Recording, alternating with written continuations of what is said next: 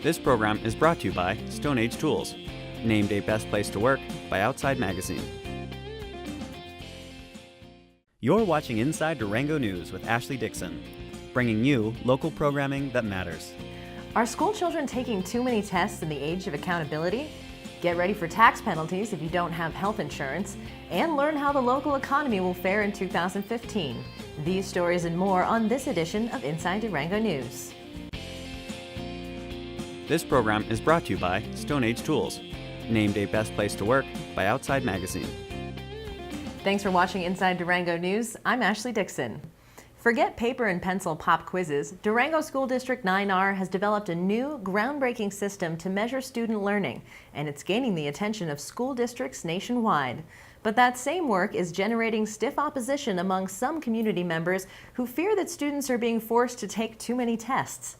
9R officials hope to address those concerns at a community forum scheduled for Thursday, January 22nd at the Durango Public Library.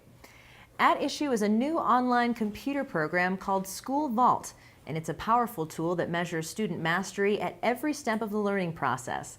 But it's the thinking that went into the program that has the attention of school districts and politicians nationwide.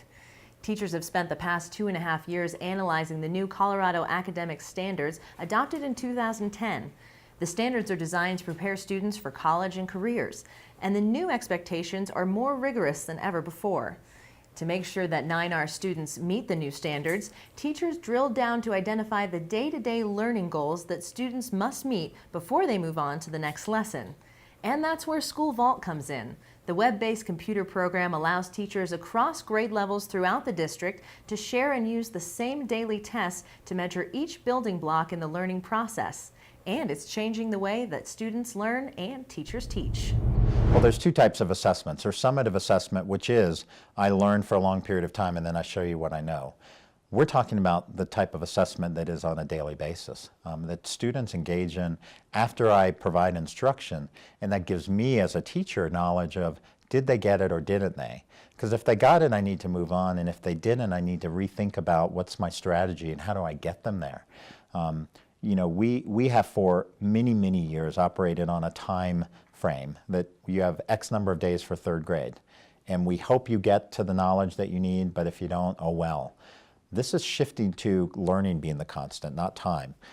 We want every student to master the content skills as they progress through our K-12 curriculum. And it might take some students longer, but it may also take some students shorter. And so we've got to be able to have a system that says you've reached mastery, we can move you on. You haven't, we need to revisit that skill until you do. School officials are quick to point out that the common standards and formative assessments are meant to ensure that all students in every school meet the same learning goals, but not to ensure that every student learns the same way. You know, there's some misinformation around we're trying to, make everybody a square peg. It's far from that. We're really trying to say, it doesn't matter how we get there, but we all know where we want to be. We know the point that we want our kids to master, and how do we get them there? That's what we empower our teachers with. We've got 300 plus highly qualified professionals in our district that we want them to have the ability to bring kids there. But we also want to have agreed upon what that there is, if you will. The district also hopes to allay concerns that students are taking too many standardized tests. 9R officials say that testing through School Vault is no different than the paper and pencil quizzes, homeworks, or worksheets that teachers once assigned to measure student learning. Instead of taking a different test in each classroom, students at the same grade level take the same assessment online.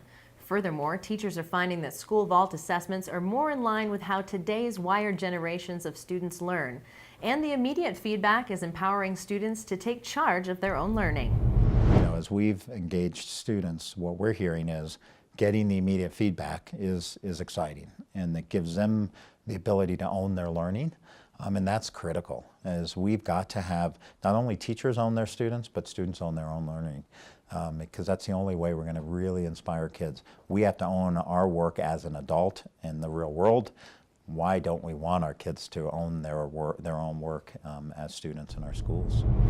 School Vault is much more than a testing platform. It allows teachers district-wide to share ideas, resources, learning materials, and student work as easily if they were in a classroom across the hall.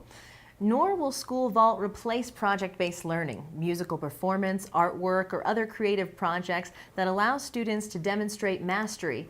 Eventually, students will be able to post videos of their creative project on School Vault for teachers to assess and for parents to see. 9R teachers worked with 4 Acre Labs of Boulder, Colorado, and 9R has invested $1.7 million thus far on developing the Common Assessment Program. Now that may seem like a lot of money, but the district's groundbreaking efforts have been rewarded with more than $840,000 in grant support from the Gates Foundation, the Colorado Department of Education Race to the Top grant, and other school districts that are participating in School Vault development. In addition, 9R will own the School Vault program and all the content created in it, and further investment in assessment programs will be unnecessary. 9R officials will go into greater depth about the new assessment programs at the Community Forum on January 22nd. It starts at 6 p.m. at the Durango Public Library. For more information, visit durangoschools.org.